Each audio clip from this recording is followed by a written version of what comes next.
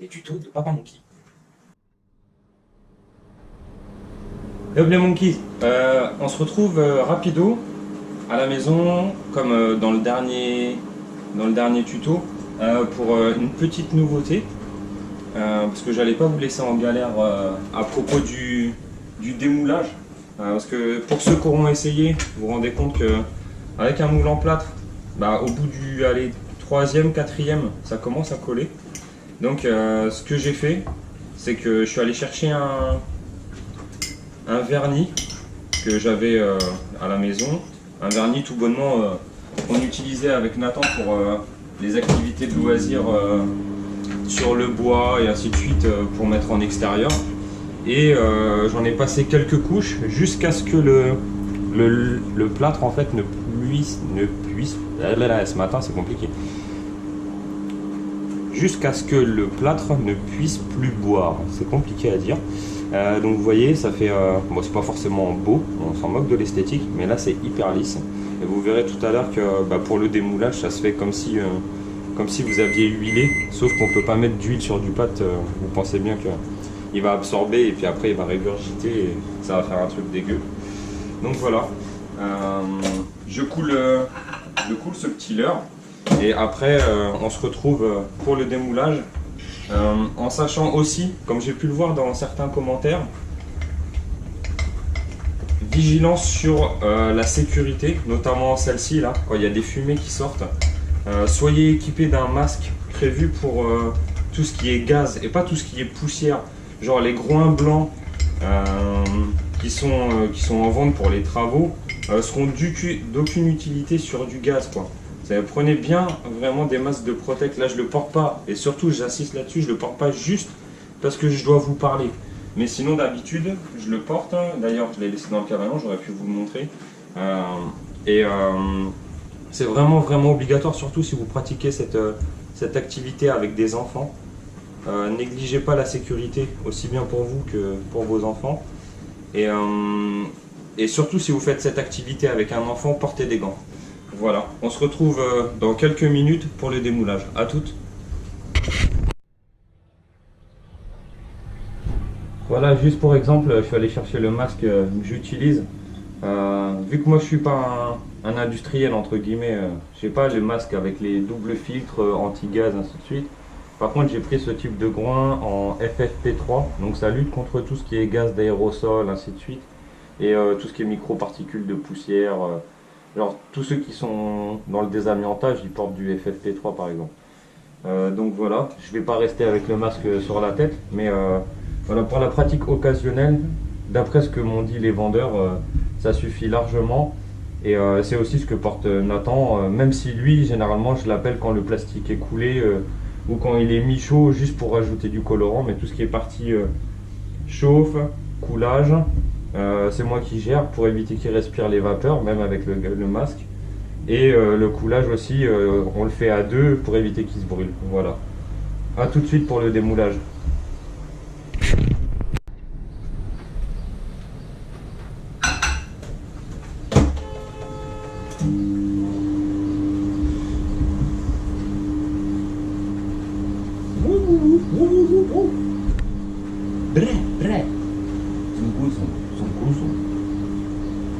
Et vous êtes un peu de travers sur la lecture là.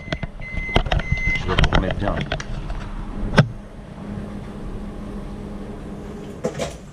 Allez, trêve de plaisanterie.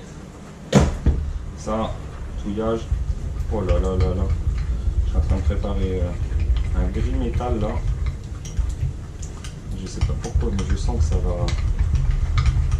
va détonner.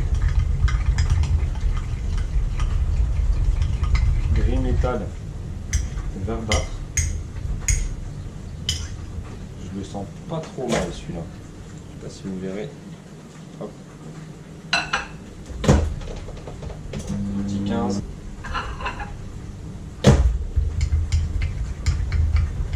1, 3, 2, 1. C'est très bien.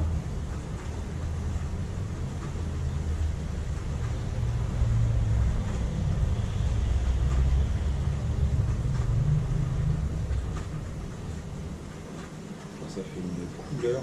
Déjà rien qu'à la couler comme ça. C'est magnifique.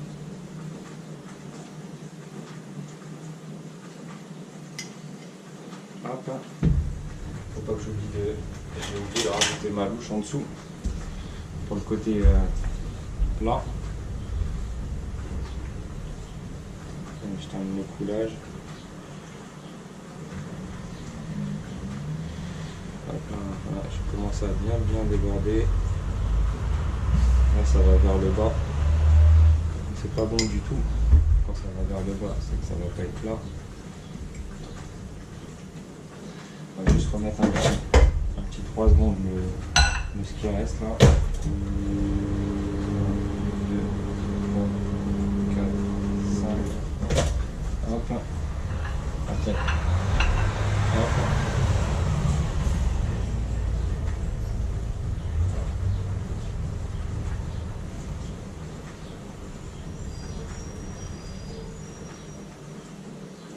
Voilà. Là ça va creuser. Ça va être nickel. Hop, là on récupère les billes qui ont coulé tout à l'heure. Laissez ouvert le micro-ondes aussi parce que ça change. A tout de suite. Je sais pas ce que vous pensez de cette couleur, mais ça a l'air d'être pas trop mal, hein. Une espèce de vert gris métal avec des paillettes gris argenté. A tout de suite.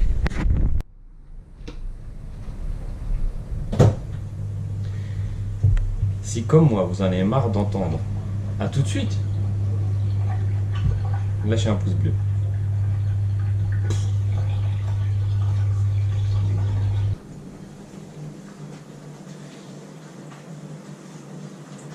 Pendant le séchage de Monsieur Goret là, je voulais juste vous montrer ce que j'ai utilisé comme vernis. Forcément, je l'avais à la maison déjà, je ne l'ai pas acheté spécialement pour ça. Donc je pense qu'il n'est pas spécialement fait pour non plus résister à des fortes chaleurs. Parce que pour rappel, plastique liquide c'est 180, 200 degrés en fonction des plastiques. J'ai utilisé tout bonnement un vernis qu'on avait avec Nathan pour faire des petites créations de ce style là. On a fait une petite maison à oiseaux qui est dehors depuis des mois et qui n'a pas bougé. Voilà, donc en fait j'ai passé une première couche, j'attends 12 heures, que ça sèche bien, je repasse une deuxième couche, j'attends 12 heures à nouveau, et ainsi de suite, jusqu'à ce que le plâtre n'en puisse plus en fait, tout bonnement, ne puisse plus absorber, et que ça fasse vraiment une surface bien lisse. Donc ça prend du temps, c'est pour ça qu'on se retrouve qu'aujourd'hui.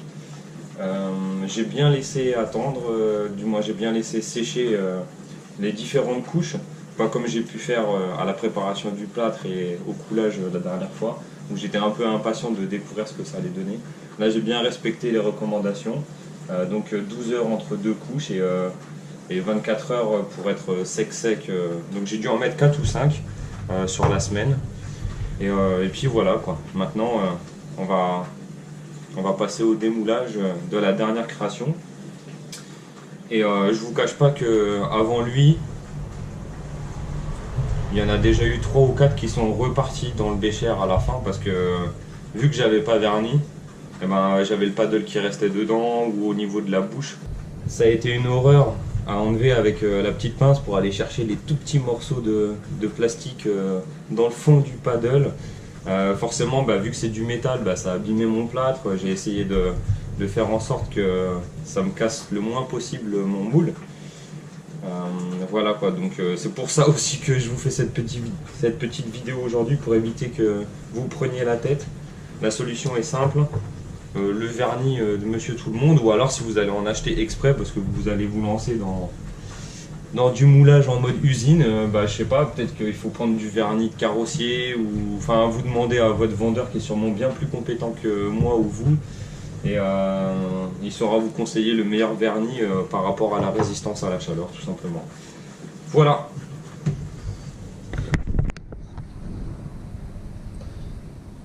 Bon voilà, comme prévu, on se retrouve pour le démoulage. Par rapport à ce que je vous ai expliqué la dernière fois, il n'y a pas de modification. Je commence toujours par la partie la plus grosse, bien entendu. plus gros égale moins fragile. Pour la partie la plus étroite, je tire tout doucement. Et vous voyez avec le vernis, il n'y a pas d'effort à fournir. Hein. Vu que c'est un chat d'abord rond, voilà, c'est la méthode que j'utilise. Voilà. Après, ma seule crainte pour avoir eu des problématiques dans le passé se situe ici, surtout sur les leurres qu'on coule en 2 fois, parce qu'il peut y avoir un mauvais joint entre la partie haute et la partie basse du paddle, et du coup on se retrouve avec un paddle qui se déchire au moment où on tire. Et j'ai l'impression que c'est ce qu'il est encore en train de se produire. On va essayer de l'aider.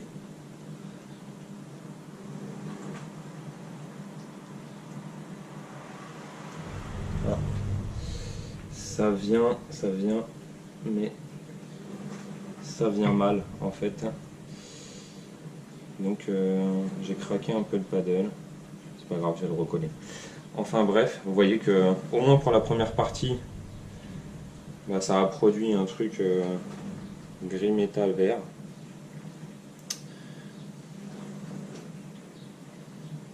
Là pour cette partie là, en fait ce que vous pouvez faire, c'est la rustine système D. Vous faites couler un tout petit peu de plastique, vous mettez à plat, vous faites couler juste un trait de plastique et vous jointez. Moi c'est ce que je fais et franchement ça marche bien. Donc celui-là il va finir à l'eau. On passe à l'opération du paddle. Donc, ce que je fais c'est que je viens couler un petit peu de plastique sur le paddle, parce qu'on s'en moque du rendu final, de la propreté.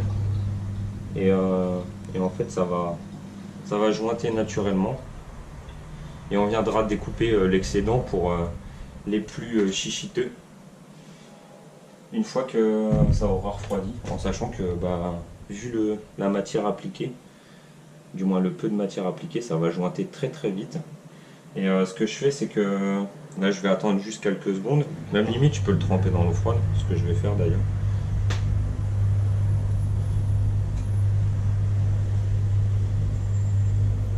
Hop, vous voyez ce que ça donne de l'autre côté en fait, ça a fait un joint de plastique brûlant.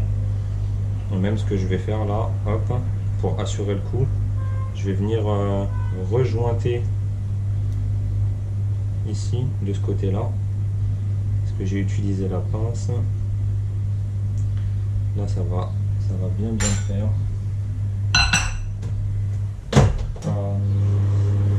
Passer à l'état liquide. Paire de ciseaux. Assistant, il est où? Assistant, paire de ciseaux. Là j'ai mis un peu fort je pense, mais bon. Hop, il vaut mieux trop que pas assez. Hop, et ici pareil. Voilà, on va juste attendre que ça jointe maintenant. Voilà,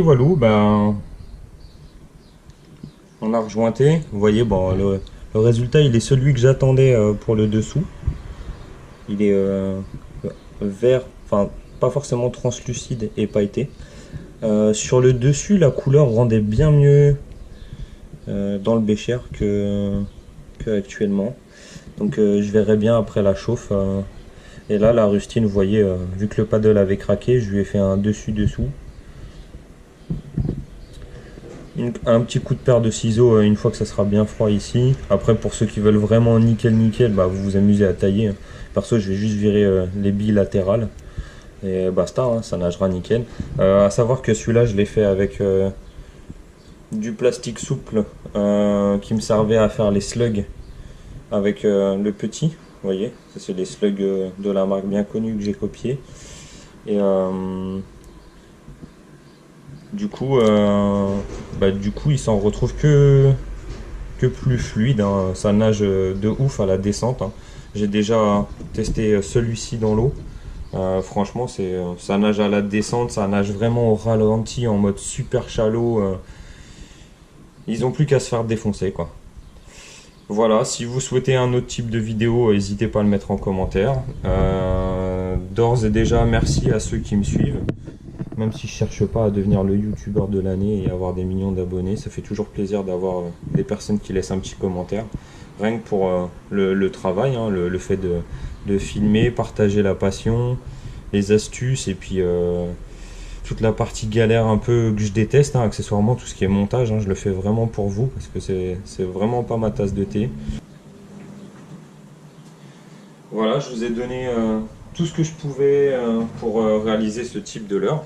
Voilà, ça c'est un que j'avais fait au début, je vous l'avais déjà montré, il me semble. Je vais juste rajouter les yeux avec de la glu. Il y en avait un autre pareil. Celui-là, c'est celui que j'ai fait dans la première vidéo. Lui, il a que un seul œil, donc c'est Willy le Barn. Et voilà, quoi. Si vous voulez me suivre, prochaine étape, semaine prochaine, je vais sortir une personne qui a perdu la mobilité de ses jambes en flotte tube. Donc voilà, si vous voulez voir comment ça se passe, abonnez-vous et cliquez sur la cloche. Libre à vous de faire ce que vous voulez. Allez, à plus!